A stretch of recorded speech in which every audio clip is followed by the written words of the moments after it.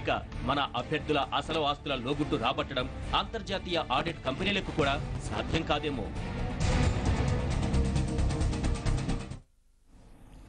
రాజకీయాలంటే మనకెందుకులే అన్నట్లు వ్యవహరించే సాఫ్ట్వేర్ నిపుణులు ఇప్పుడిప్పుడే తమ పంథా మార్చుకుంటున్నారు.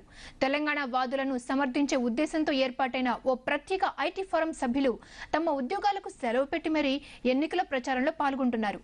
ఓ పార్టీకి అని కాకుండా వివిధ పార్టీలో గెలిచే అవకాశాలున్న క్యాండిడేట్స్ కోసం వారు సుడిగాల్లో పర్యటిస్తున్న నేపథ్యంలో తెలంగాణ ఐటీ ఫోరం అధ్యక్షుడు నవీన్ ఆచార్యతో మా సీనియర్ కరెస్పాండెంట్ శ్రీధర్ రావు చిట్చాట్.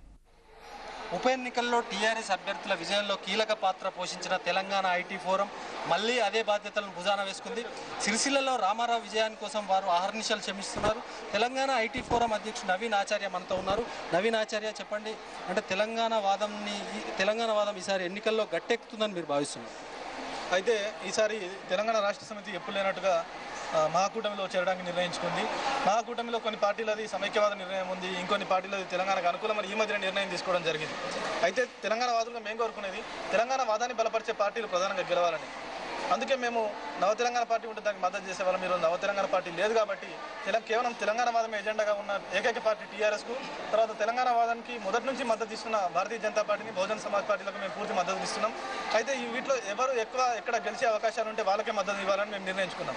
తెలంగాణ అమర వీరులకు జోహార్, జోహార్ తెలంగాణ అమర వీరులకు జోహార్, జోహార్. గత ఉప ఎన్నికల మాదిరిగా మీరు అంత అగ్రెసివ్గా చేయకపోవడానికి కారణం ఏంటి? టీఆర్ఎస్ కూడా చాలా న్యూట్రల్ ఆర్గనైజేషన్స్ కూడా కోఆపరేట్ చేసే ఇంతకుముందు కౌలు కళాకారులు, ఇప్పుడు ఆ పరిస్థితి ఎందుకో కనిపించడం లేదు, ఎందుకని?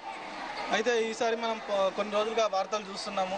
దాని పట్ల వేరే వేరే ఆరోపణలు కావచ్చు. ఇప్పుడు ఉన్నటువంటి రాజకీయంగా అప్పుడు ఒక ఛాలెంజింగ్ ఎన్విరాన్మెంట్ ఉండే, కాంగ్రెస్ ఇవ్వలేదు అని, దీనికి మనం సత్తా చూపెట్టాలి, కాంగ్రెస్కు తెలంగాణ దెబ్బ చూపెట్టాలని. కాబట్టి మిగతా ప్రజా సంఘాలన్నీ కూడా చాలా సీరియస్గా తీసుకొని ఒక కాంగ్రెస్ పార్టీకి ఒక గుణపాఠం నేర్పాలనే దాంతో చిత్తశుద్ధితో వాళ్ళు కమిట్మెంట్తో పనిచేయడం జరిగింది.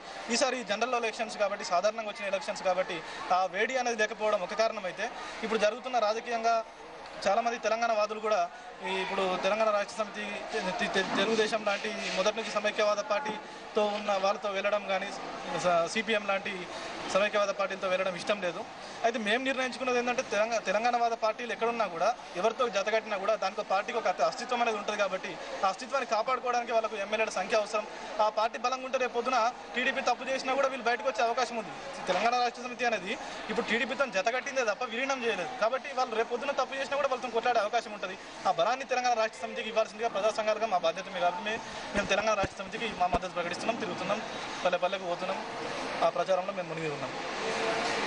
ఇవి తెలంగాణ ఐటీ ఫోరం అభిప్రాయాలు. తెలంగాణ వాదులు బలంగా ఉన్న చోట ప్రతి చోట తాము ప్రచారం నిర్వహిస్తున్నామని, వారి విజయం కోసం కృషి చేస్తున్నామని నవీన్ ఆచార్య చెప్తున్నారు. కెమెరామెన్ నవీన్తో శ్రీధర్ రావు, సిరిసిల్ల. బాల్కొండ అభివృద్ధిలో తన ట్రాక్ రికార్డును చూసిన ఆర్మూరు ప్రజలు తనను ఖచ్చితంగా ఆదరిస్తారని అసెంబ్లీ స్పీకర్ సురేష్ రెడ్డి ఆశాభావం వ్యక్తం చేశారు. కాంగ్రెస్